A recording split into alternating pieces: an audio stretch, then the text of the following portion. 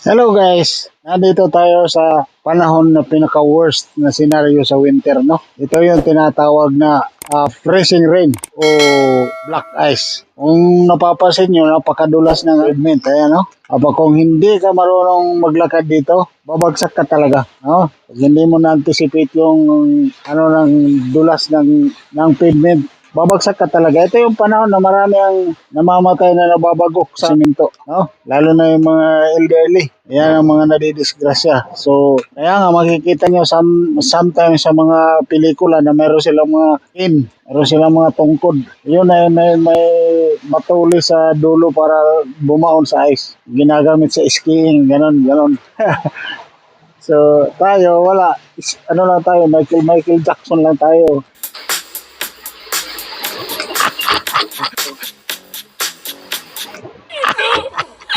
Ayan. So, ganun ang ano natin. Ang pinaka-worst dito yung ang sasakyan. Kasi kala nyo, parang transparent lang. Pero balot na balot ng ice yan na matigas. Ano, sampul nito. Ayan. Oh, parang salamin. Pero ice yan. Oh, ice talaga yan. Ah. Napakadulas yan guys. Tingnan nyo lang. Oh. Tingnan nyo. Oh, so, nangyayaring ganitong panahon, ganitong senaryo, kapag bumabagsak ay ulan, ibig sabihin kasi, mainit ang atmosphere pero dito sa baba, napakalamig. Negative temperature sa baba pero mainit ang atmosphere sa taas. No? So, ang ulan, dahil medyo mainit nga siya, pagbagsak niya dito, hindi siya nagiging snow. Ulan lang talaga. So, ang nangyayari, pagdating dito, naproprosin siya. Yan o. Akala nyo, tubig lang yan, pero ice na ice yan. So, yan ang nangyayari. Pag hindi ka maingat dito, talagang bababagsak ka. So, yung mga baguhan pa nagpupunta dito tuwing winter. So, pag pumunta kayo dito, lalo na dito sa North America, ba dapat aralin niyo itong mga ganitong senaryo, no? Kasi pag nabalian ka ng spine, nako, may pagkalalagyan ka, imbis na ang lakas lang ang ating ano dito, puhunan. Dapat healthy tayo palagi. Tingnan nyo, tanggalin ko yung sapatos ko. Ayan. Tapos, kunyari, ako yung naglalakad. Ihagis ko yung sapatos ko, tingnan nyo. Oh, anak ng wiwi. Nabasa tuloy ako.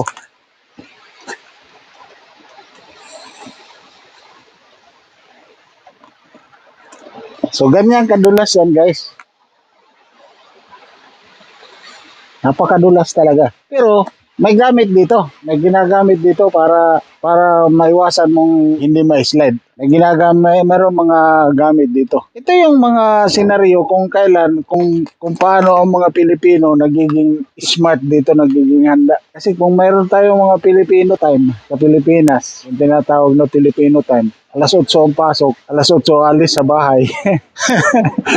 Hindi dito pwede yun. Alas 8 ang pasok mo, alas 6 pa lang, nagpre-prepare ka na, aalis ka na sa bahay ninyo, alas 6:30. Kaganito, ang panahon, mas earlier, much better. Kasi lilinisin mo pa yung sasakyan mo, papainitin mo pa yung loob, maglalagay ka pa ng mga aparato para hindi ka madisgrasya. 5 doble yung suot mo. Ito yung jacket, 5 doble. Ang suot mo, yung pangilalim at sa winter jacket sa ibabaw. Pakita ko sa inyo yung kung nakita nyo kung paghagis ko kung anong nangyari sa sapatos ko, meron yan, meron nilalagay yan.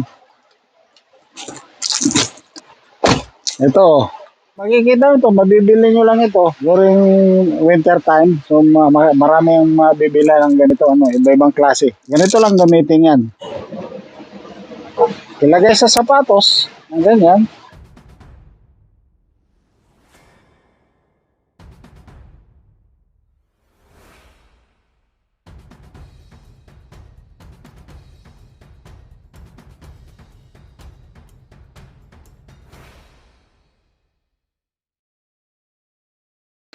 So, ayan ang itsura niya.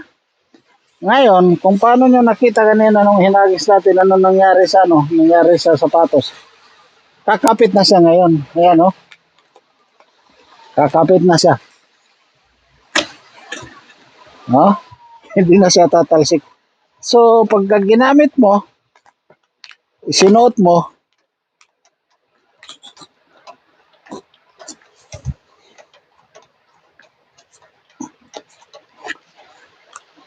So kapit na siya. Oh, kumikis-kis siya. Oh. Hindi ka na madudulas. So instead na ganito ang lakad mo, yung bang para prevent ka magdulas, lalakad ka na lang ng iano ng lakad mo, ganyan na lang. Hindi ka na mag-uuri na madulas kasi meron ka ng pangontra. Ayan. So, ganun lang yan. Dito naman tayo sa paglinis ng sasakyan.